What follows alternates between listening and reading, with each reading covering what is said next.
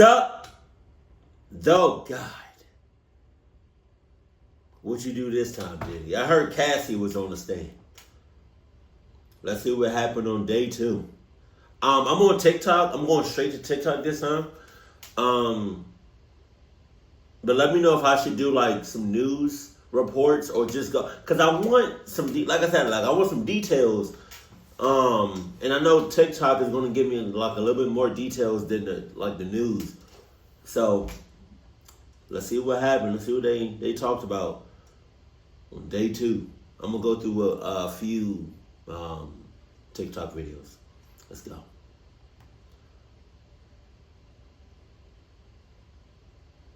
Cassie has officially taken the stand and she's currently given her testimony. And while she's doing that, let's talk about the first witness. First witness for today has just finished. Daniel Phillip, who is a male worker, testified yesterday. You can click on the comment if you haven't already seen that. They obviously picked up where they left off, which was cross-examination and then redirect. Yesterday when Daniel Phillip testified, he said that it would be anywhere from an hour to 10 hours whenever they would have these encounters. We left off where he was talking about the one time he was at Cassie's home and he saw Diddy grab Cassie by the face, drag her into the room, and then he heard what he thought was Diddy slapping her. He said he later asked Cassie why she was still with Diddy, and she said, "It's okay, I'm okay," although she was visibly shaken. He also recalled another incident at a Manhattan hotel where there was violence, and he said that Cassie was shaken and she was terrified. He says the two of them ended up having organically, but because he was disturbed emotionally, he was having dysfunction. He said Diddy had come out of the room and asked them if they were ready to continue. But during cross, the defense pointed out that Daniel Phillip had told police something different in 2023. Apparently in 2023, Daniel's testimony then was Diddy came out and said, "Yo man, I need to deal with this. You need to get the F out." But Daniel said he doesn't remember saying that. The defense did press hard during cross and they tried to show that Cassie was a willing participant. They emphasized that she paid for hotel rooms and she would often initiate contact with Phillip. They asked him if she was in complete control of what she was doing, to which he responded, "I cannot say that." They then showed a text message from Daniel Phillip to Cassie, and this was after the assault, where he said, "Don't give a F if I'm a little tipsy. I love y'all." But Daniel said he sent that text message because he was trying to prove that everything was okay and to keep it going. Diddy's attorneys tried to say that Daniel thought he was in a relationship with Cassie, that he was jealous of Diddy's relationship with her. He denied that he ever thought he was in a relationship with Cassie, but said that he would have gone on a date with her if given the chance. So clarified that Diddy did give directions when they were doing their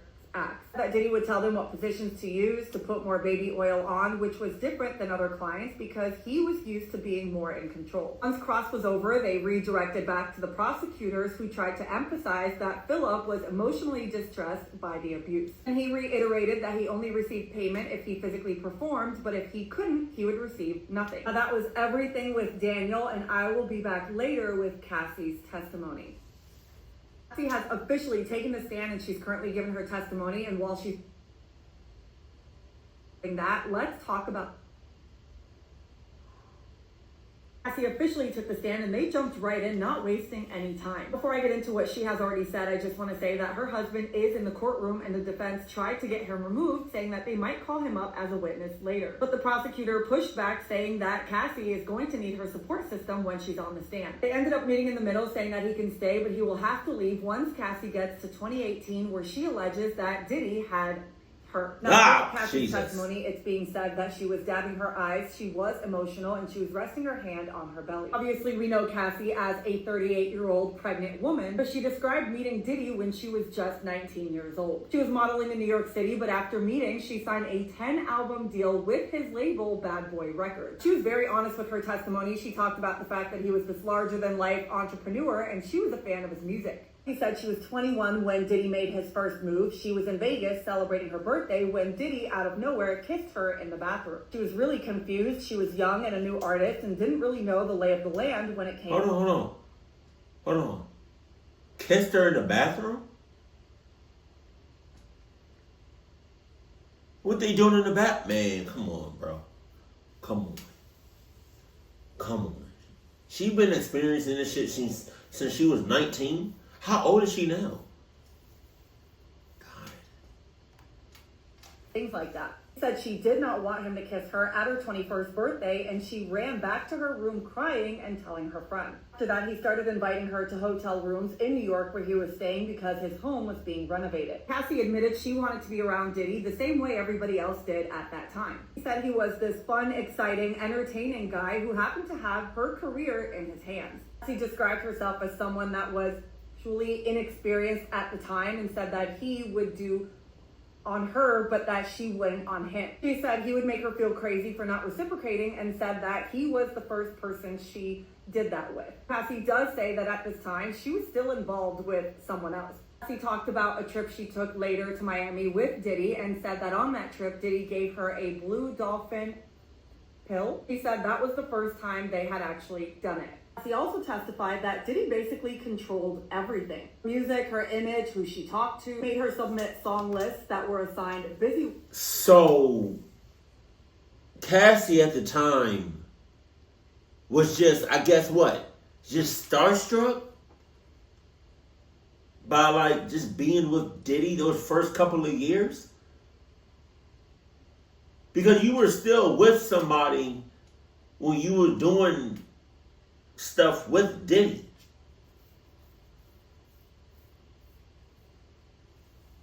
So were you saying young, dumb, and naive? Not dumb. Well, I feel like you were just naive, man. You were just by yourself. You didn't have nobody else with you. And I understand that you were an adult, but man, Diddy's also manipulative. Or how you say it? Manipulative? And he had the fame, he had the money, he had the reputation, you know. A lot of people know about him. He had connections, like,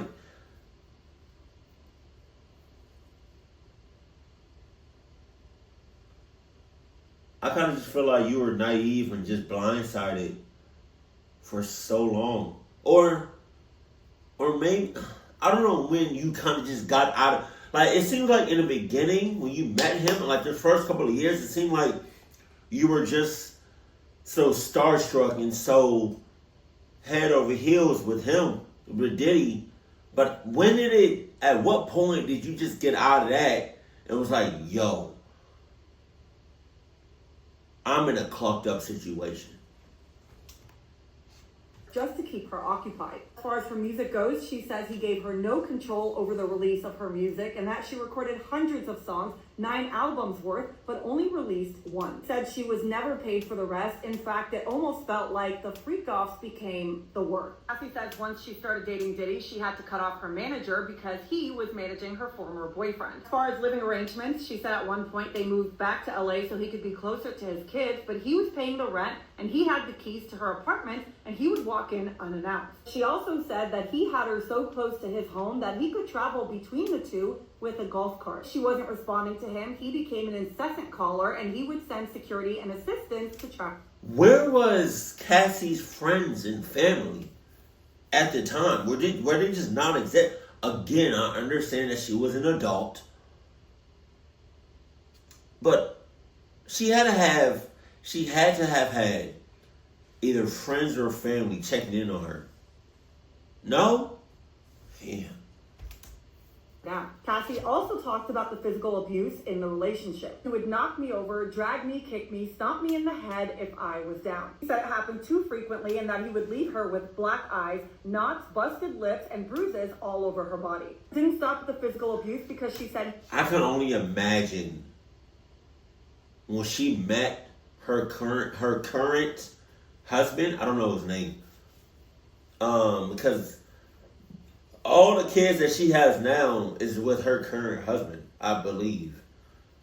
I can imagine the trust issues that she has or had or probably still has. But like, I can't imagine getting away from Diddy and then being in a relationship again. Or just having people around. Like, I would need some distance or something. I would need some huge room out to fart. I'm sorry. Or I would just have to. I would need to get away. Or something. Oh my God, I feel so bad for Cassie. You see these comments over here? She's reliving this while pregnant. I hope she can get through this mental and mentally. Revisiting traumatic memories take a toll on a person. Yeah. Ryan Leslie was her former boyfriend and manager. The song he sang about her and she left him for Diddy. Cassie should have left. Well, look what Diddy did to keep Kim Porter. Who's that? He's also psychologically abusing her. He'd tell her things like, fix your face, watch your mouth, and he would hit her if he didn't like her facial expressions. Now we get into the freak-offs. Said within the first year of the relationship, he introduced her to what he called a freak-off. He told her it would be acts with male escorts while he watched and directed. She said it wasn't something I wanted to do, but I didn't know what no would turn into. He also feared blackmail from the tapes that he was recording. He told the jury that he had many resources to put these tapes on the internet. I know a lot of people were shocked when the first male escort witness said that this could go on for an hour to 10 hours, but she testified today that it would go on for 4 days. Damn! Described it as her job, saying that it would include substances, drinking, and said that she would need days to recover after the fact. As far as her state of mind goes, she says she was nervous, confused, naive, and a people pleaser who just wanted to make him happy. She said eventually she realized that Diddy had many girlfriends, but for a time she believed that they were monogamous. Cassie did admit that she would see other men and he would also see other women. He said he'd tell her, I am Puff Daddy, and she was insanely jealous. Cassie also talked about her relationship with her ex-best friend, Carrie Morgan, and why they had a falling out. She said it was a violent incident where Diddy threw a wooden hanger at Carrie during a fight that gave her a concussion. Because of that incident, the relationship between the two friends completely ended. A legal settlement followed, and Cassie ended up paying Morgan herself to settle the dispute. Right before break, Cassie said that the freak-offs consumed her life and her career. She recalled spending entire weeks either doing substances or recovering from it. Asked how that affected her music, she smiled slightly and said, "You're asking me?" They did take a break from here, so I will be back later once she's back on the stand. Okay. Cassie was back up on the stand after lunch break, and they're saying she's likely going to be testifying for the rest of this week. They did just take a 5-minute break, so I'm going to recap everything else she said since then. In this portion of her testimony, Cassie talked about control over her career and finances, control over the appearance of her body, emotional, physical, psychological abuse. Man, this motherfucker had control over everything. I'm surprised he didn't say, you breathe when I tell you to breathe. Like, what? Taking her belongings, staff involvement, weapons, and intimidation. She not only talks about her first freak-off, but she also mentions freak-off details. She talks about substance use and recovery, emotional impact, and blackmail fears. Her testimony was also supported by emails and photographs. When it comes to her career, she says that her manager at Bad Boy Records, James Cruz, told her that he was managing her with one arm tied behind his back because everything had to be approved by Diddy. When it came to her stunning beauty, she said that Diddy criticized her looks frequently. He even said that he once told her she looked too Mexican when she wore a certain hairstyle. When it came to her looks, he had preferences. He wanted her to have white or French tip nails. He wanted her to wear certain hairstyles, and he wanted her to keep her body ready for freak-offs. Oh my God. They had discussed breast implants, and she was told to tan, wax, wear netted outfits, and extremely high heels. She said her self-confidence was obviously impacted and said her self-worth took a hit for the entirety of their relationship. When it came to the abuse, I detailed some of it in the last video, but she added that his moods would change unpredictably. She said when he would get violent, his eyes would be going black. If Diddy ever disapproved of her, he or his... What the hell does that mean? Y'all remember that picture? I don't know if Usher has it. Like, still up.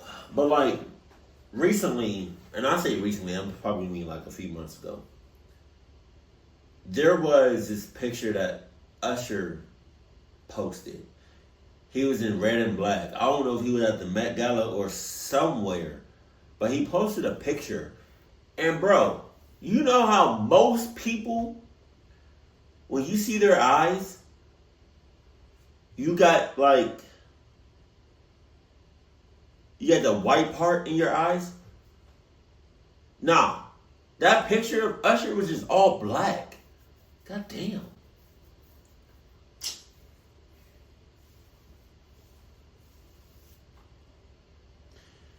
You know, we're hearing, everything that is being said to us, right? Like what Cassie's saying. But I can only imagine, like in the transcript, how detailed and just how much more worse the things that she said. Jesus.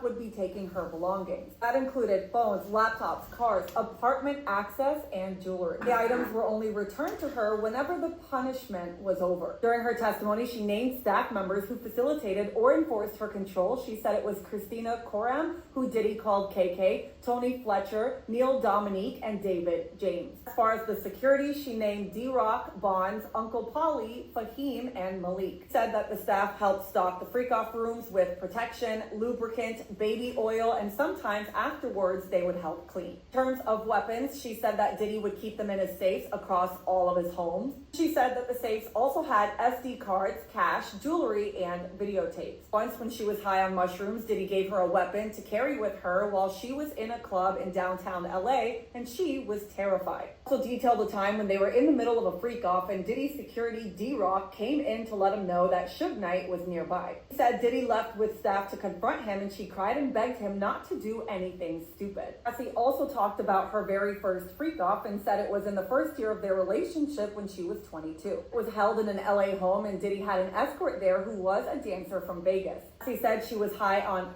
and drinking, and that Diddy had her wear a masquerade mask and platform shoes. She felt dirty and confused, but admitted that she felt relieved because he seemed happy. She participated because she wanted to please him, avoid angering him, and she was scared of what no could turn into. Then went on to list all the cities that the freak-offs took place in, from New York to Miami, LA, Atlanta, Ibiza, Vegas, Turks and Caicos, and her own home. Hotel rooms were booked under aliases. If it was hers, it was Jackie Star. If it were his, it were Frank Black or Frank White. She said the sessions were highly choreographed by Diddy, from lighting to positions to wardrobe to scents, including candles. The oil was used extensively. She said sometimes 10 bottles a session. In one instant,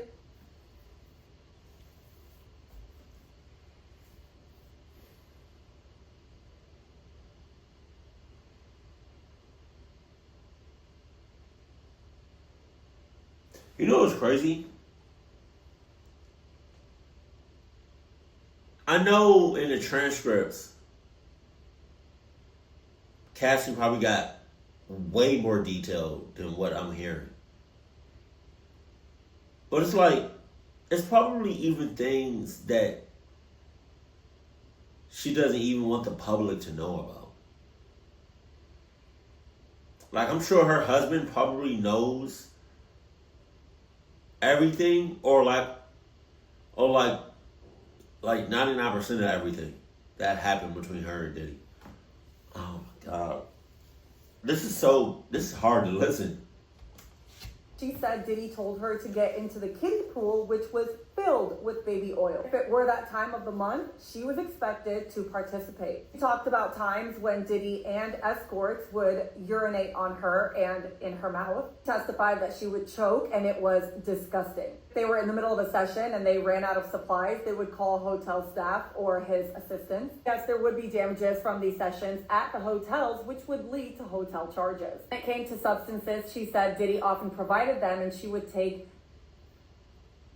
snow, alcohol, and also said that the freak-offs would become full-time jobs, that she would have no space for a normal life or a career. Cassie said she didn't want to participate in the freak-offs, and she tried to stop them gently. She cried while describing the humiliation, saying she felt worthless and felt like the only time she could get attention from him was during the freak-offs. She had emailed him with concerns, but then backpedaled out of fear, and in one email she wrote, "I really need to She said she did that as a way to appease him. He responded saying she was predictable, implying that he knew she didn't want to participate anymore. Like she said earlier, she feared blackmail because a lot of these freak-offs were recorded. She said she turned over laptops and devices with potential material to the feds. When it came to nicknames, she wanted to give him something that nobody called him, and he asked her, "What do you call your grandfather?" She said Pop Pop, and that became his nickname, to which she now realizes was disrespectful. That wraps up the last 2 hours of her testimony. They should be back in the courtroom now, and I will give you the final update after she's done.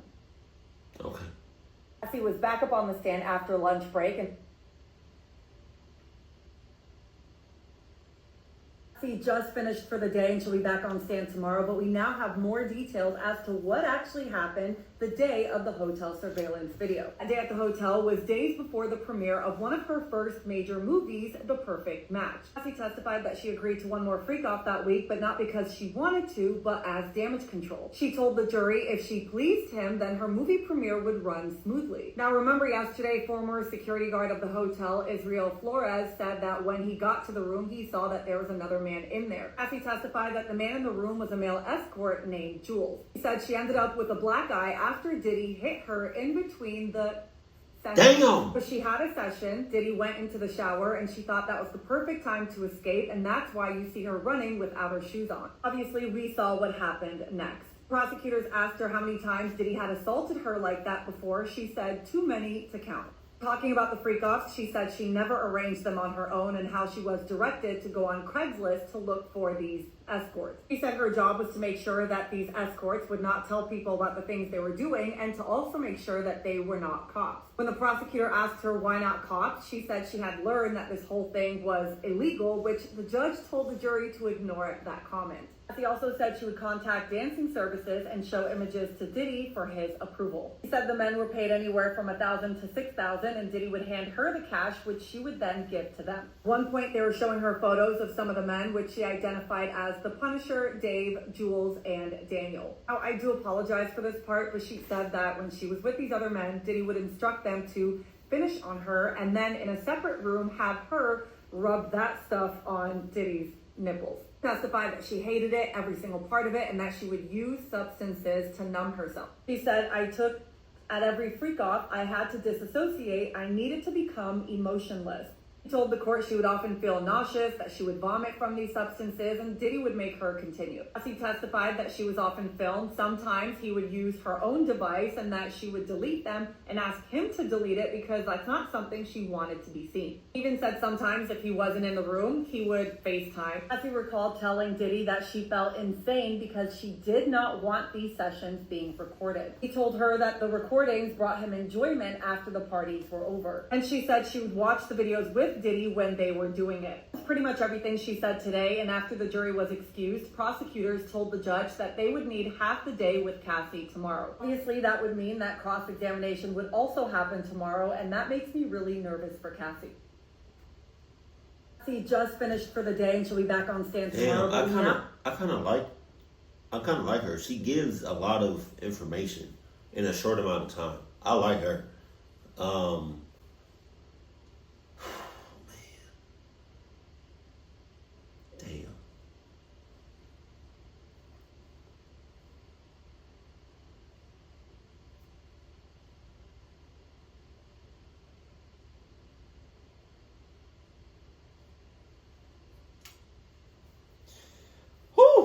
Getting emotional.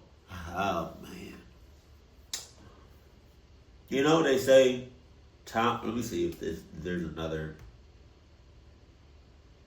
And people like you really piss me off. I'd like to remind you that Cassie was 19 years old when she met Diddy. Please take a look at how young and innocent she looked at that time. He signed a 10-album deal with his record label, which means professionally, she was stuck with him before anything even happened. Think back to being 19. You're impressionable, and he's one of the most famous, powerful men in music. He signs you, gives you your first hit, and then 2 years later, makes a move on you. Now remember, you're young, so of course, you're flattered. I mean, it was Diddy, and I don't think you realize the time period this was. He's rich, he's charming, he's influential, so you give in. You're of course excited thinking you're living the dream because you're not only signed to a huge record label, you not only have a huge hit single, but this man is into you. suddenly he's introducing you to things you've never done before and you don't know what to do, because at the end of the day, he's intimidating. Because you go along with it, he moved you into an apartment that he pays for, he's buying you all these things. After a while, you start to get really uncomfortable. But let's not forget, this man is also 17 years older than you. He has a huge staff of security guards, assistants, managers, and they're all in on it. You can't turn to them for help, and he's in total control of your freedom, your career, your money. Let's not forget, he keeps weapons around, and if you misbehave, he might lay a hand on you. Also, when you misbehave, he takes your phone, your laptop, your car keys, your apartment keys. Of course, you're thinking to yourself, what am I doing? I should just leave. But also, he's in total control of my career. If I go, I would have to just say goodbye to that and pray to God he doesn't retaliate. If I do go, he might just hunt me down, but God, what if he does something even worse? Before you sit here and ask, well, why didn't she just leave? Think about the power imbalance. Think about how it's so easy to groom and manipulate somebody that young. Think about the fear she had to deal with and how the abuse completely warped her sense of reality.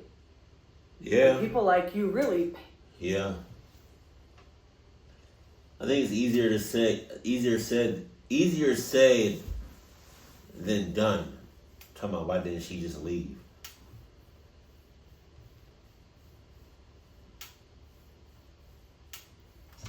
Man. Any more from day 2? What's this? Officially opening ceremony of the Cannes Film Festival, so you know what that means. Okay. Fashion. All right. So I think I'm pretty much caught up on day 2. Did she say that Cassie's gonna be speaking all this week for the rest of the week or most of the week? God damn.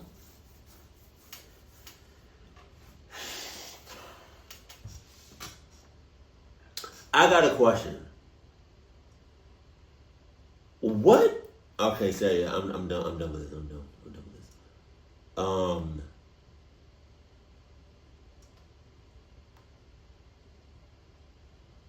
What did I don't know how to word it. I don't know how do you fucking.